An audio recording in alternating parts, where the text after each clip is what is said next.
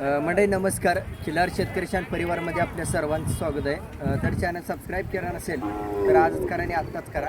कारण का या खिलार दुनियेमध्ये घडणाऱ्या अपडेट किंवा घडणाऱ्या गोष्टी या तुमच्यापर्यंत तात्काळ पोचल्या पाहिजेत.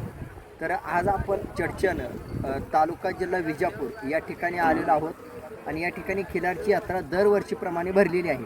तर यात्रेत आल्यानंतर सर्वांनी एक गोष्ट लक्षात ठेवायची किंवा यात्रा बाजार नसताना इतर वेळेला आपण फोन करतो आणि संदेश करतो, त्यावेळेला विचारतो की खिलारमध्ये काय बघायचं किंवा खिलारमध्ये काय पारखायचं किंवा यात्रेत गेल्यावर काय बघायचं किंवा गर्दीत गेल्यावर काय बघायचं.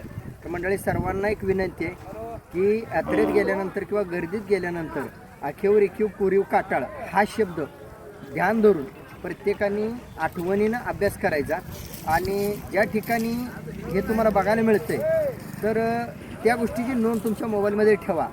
आणि आज मी जे शब्द वापरतो व्हिडिओ करताना किंवा जागृतीसाठी आखीव रेखीव कोरीव किंवा नादखोळा जातीवंत, तर आज हे शब्द आणि समोर दिसणारं खिलार यात मिळतं जुळतापणा आला पाहिजे.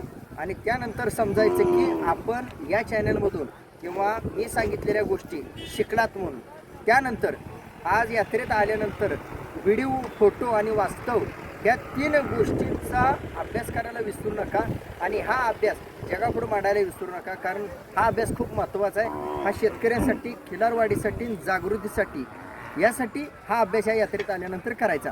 आणि प्रत्येक खिलार बघायला विसरू नका, प्रत्येक मंडप बघायला विसरू नका, प्रत्येक खिलार वळू बघायला विसरू नका.